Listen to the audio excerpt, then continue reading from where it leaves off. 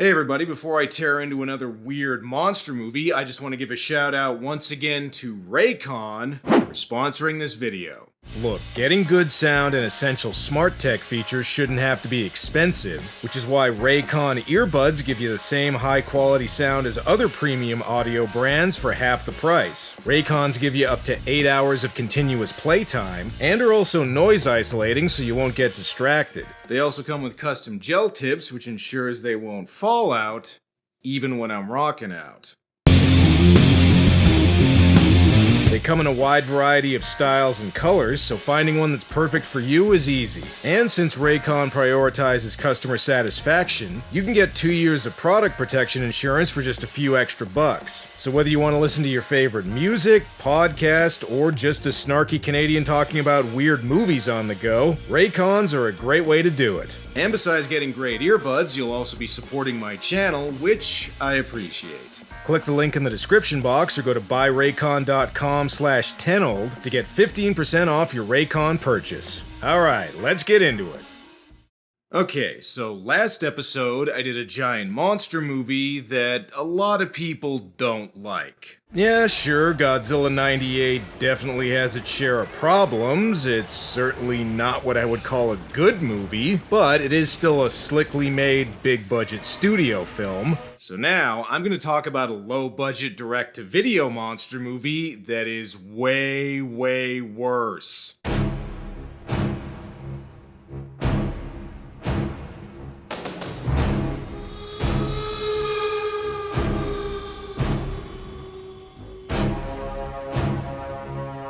Zarkorr the Invader is a 1996 direct-to-video monster movie from B-movie super producer Charles Band, a guy who's had a hand in several movies that have appeared on this channel. Zarkorr was the first movie put out by his new subsidiary company, Monster Island Entertainment, which was created with the intention of making low-budget kaiju-style movies. For those of you wondering, Monster Island made exactly 2 movies, this one and Craw the Sea Monster 2 years later. And after watching either of them, you'll understand why they didn't make any more. You know you're in trouble when the movie stars someone whose last name is literally Plugh, but the movie also stars Mark Hamill. Yeah, obviously a movie like this couldn't get somebody like Mark Hamill. He was too busy working on Wing Commander Academy. Anyway, the movie opens with a mysterious explosion happening in Mount Aurora, California, which by the looks of it is located next to Shining Time Station. And if you were wondering if this is one of those movies where they hide the monster at first, nope. Almost immediately we see Zarkorr, and he looks... okay for this type of movie, honestly. Yeah, it's obviously a guy in a suit, but at least it's a halfway decent suit. He sorta looks like a badass Power Rangers villain. Honestly, Zarkorr wouldn't be that out of place fighting Godzilla in one of the 70s movies. Meanwhile, in a Charles Band Batman cash-in, we're now introduced to our hero, Tommy, a postal worker who lives alone in a shitty apartment. Hopefully he isn't planning on shooting up his workplace. Oh man, the voices in my head are getting worse. You're not gonna turn into my mother and tell me to kill too, are ya? Hell look, Tommy's getting a visit from Tinkerbell's Valley Girl cousin, Tiffany Bell. I'm a mental image being projected directly into the visual and auditory centers of your brain. Alright, well, I'm still probably gonna call you Tiffany Bell. Well, how come you look like a tiny teenage mall tramp? Okay, take it easy, Tommy. I'll do the riffing in this video, alright? Little Miss Moppet here has apparently been sent by aliens to recruit Tommy for an important mission, but I don't know if I trust anything she says. I'm real, but I'm not solid. Hey! You're the one who said you weren't solid. Anyway, Tommy's apparently been chosen to stop Zarkorr. Yeah, that's right. The only hope for the planet is a sad loser who looks like he jerks off to reruns of The Nanny and doesn't even bother to clean up the jizz stains. And if you're wondering why the aliens or whoever picked him... Exactly half of the people on the Earth are better suited to defeat the Invader than you, and exactly half are worse. You're dead in the center. That's why we selected you. Makes sense. I guess. Well, since you're talking to an advanced alien race, might as well ask it some questions. All right, what's the meaning of life? There is no meaning. Oh, that's a relief. Tommy was thinking just his life had no meaning. And hey, I know a way to kill more time. Just have the characters watch TV for a little bit. I am standing on Main Street in front of the county courthouse in what used to be the heart of Aurora County. Look, Cloverfield won't be out for a few more years. No need to turn this into a found footage knockoff. At least somebody can tell us a little more about Zarkorr. It is clearly well over 180 feet tall, which, in fact, would make it by far the largest animal in the world. Well, yeah, obviously. I bet you're one of those chumps who thought he was only 160 feet tall. Pfft, dumbass. Alright, let's cut to the chase. How does a guy who John Arbuckle could probably stuff into a locker defeat Zarkorr? Zarkorr cannot be defeated. Yeah, I wish. Instead, the movie just wastes time with more bullshit. You know what every giant monster movie needs? Scenes of people taking notes. This all ties back into the movie's tagline, Zarkorr. As much fun as taking a test. The alien Bratz doll says that Zarkorr can't be harmed by conventional weapons, which does make him a more effective monster than the 1998 Godzilla. One hit. Zarkorr contains the key to his own destruction. Ah, so grab the zipper on his back and take the suit actor out. Gotcha. And that's the only instruction you're gonna get. Later. How in God's name am I supposed to fight a 180-foot dinosaur?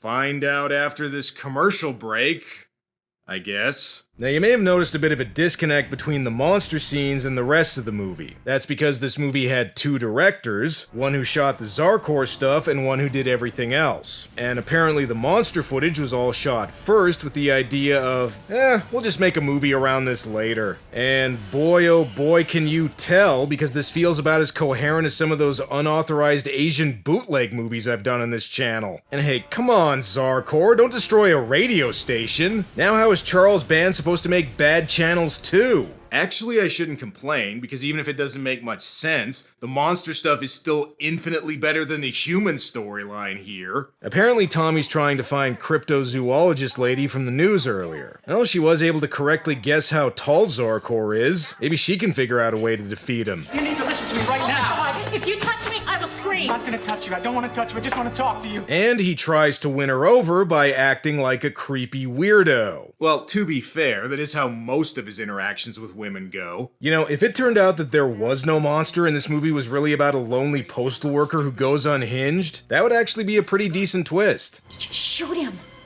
Just shoot him. Just shoot him. Yes, for the love of God, someone put this guy out of his misery. Watch out, man. I'm a postal worker and it's the 90s, so I am not afraid to use this thing. And sure, Tommy, take a woman hostage. I'm sure that'll stop Zarkorr. You know what? Blow up an orphanage too while you're at it. I have a feeling that's one of his weaknesses. So I guess this is a hostage movie now. I can't believe I'm saying this, but Matthew Broderick's character from the 1998 Godzilla was infinitely more likable than this chump. Hopefully Full Moon, Riggs, and Murtaugh here can talk Tommy down. Or shoot him. I kinda hope they shoot him. Come on, let's go check this guy out, huh? By the way, I got 2 days until retirement. Just felt like sharing that. Oh, and if anyone's wondering why I've been making so many postal worker jokes... He's a postal worker. Okay, look. Everything will be all right. See, back in the 90s, there was this stereotype about postal workers flipping out and shooting up their workplace, which is where the term going postal comes from. And then Columbine happened and everybody just kind of forgot about it. Postal workers were kind of like the grunge of mass shooters. They had a moment there back in the 90s. Back off, I'm a postal worker. Also, lawyers are scumbags, rollerblades are cool, what other 90s cliches can I think of? Zima is an awesome drink that'll never go away. An alien being appeared to me this evening, and she told me that I've been chosen to defeat Zarkorr.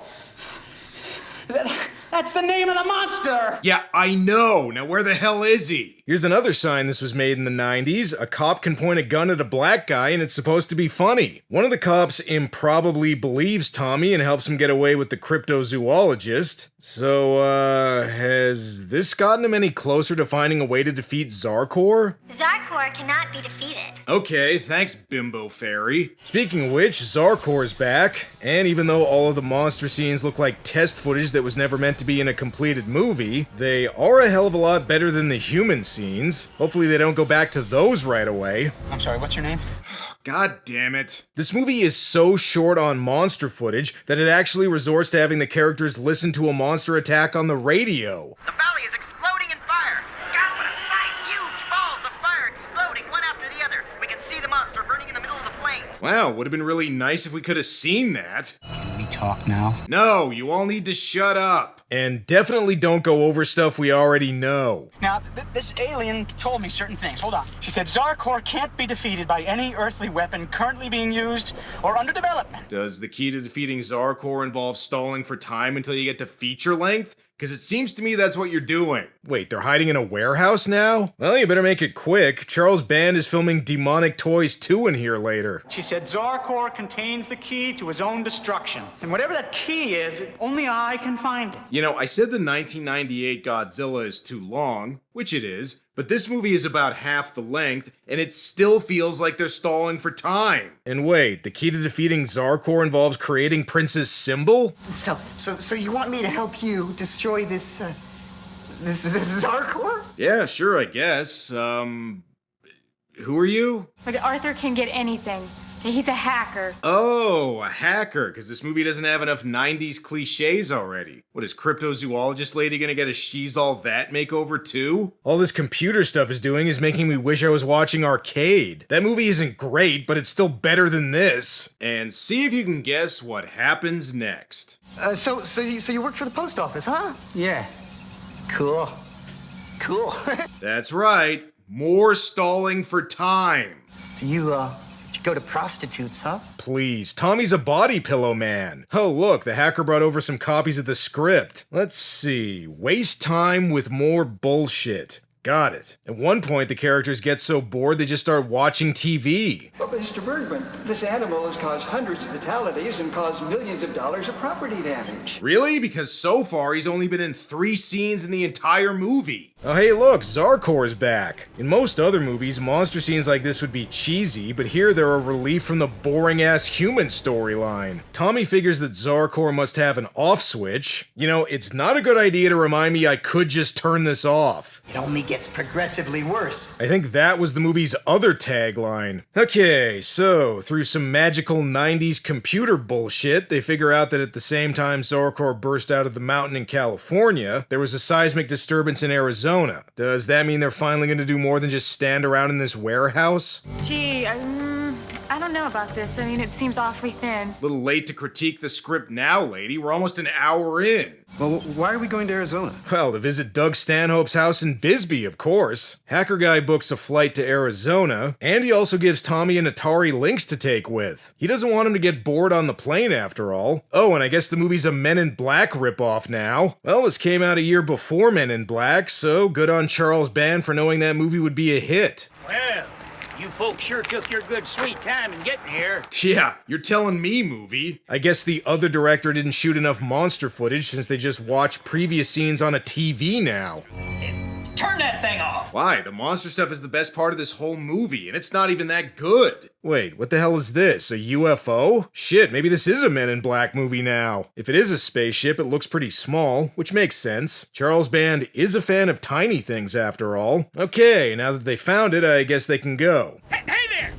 I'd like to see some credentials. Now you just wait a minute, right now! Oh, never mind. First they have to kill more screen time. Are any of you aware that this country is in the midst of a crisis of international... Where to now? The end credits? Monster. Okay, fine. I guess I'll take that. Our heroes better hurry up. Zarkorr's almost destroyed the entire budget of the movie.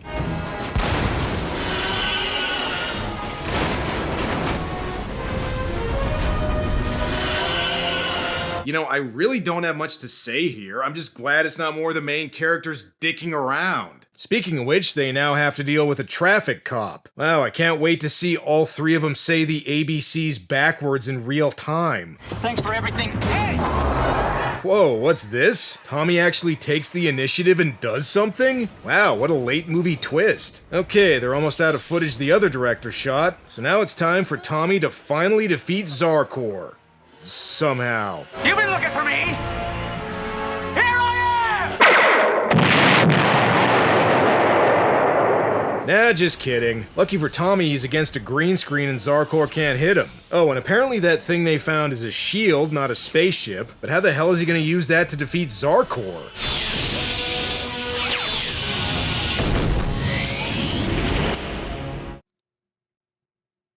Okay. Sure. And here's a twist, Tommy actually has testicular cancer and the whole thing was just a morphine-induced hallucination. At least I wish that's the ending we got. There is one more thing, over the end credits, Zarkorr gets his own theme song.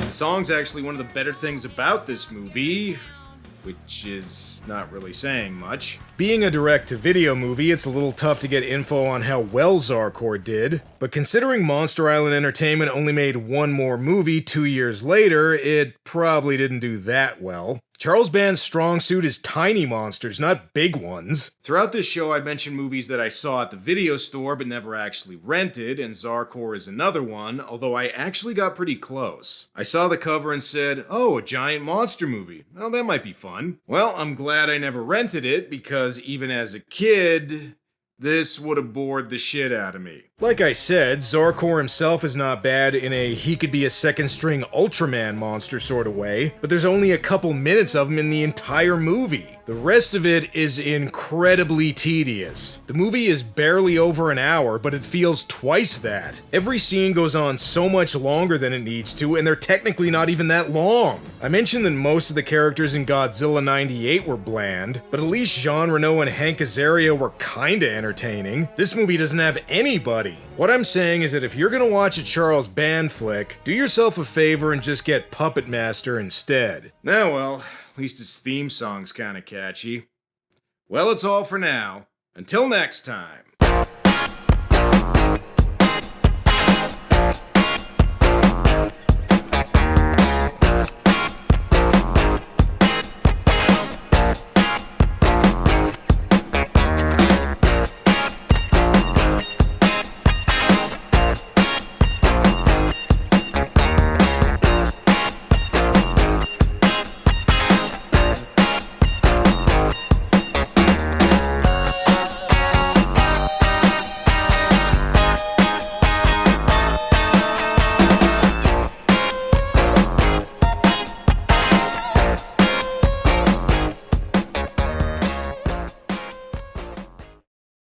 I'm gonna end up in a nut house or in a jail somewhere until Zarkorr comes along and squashes me.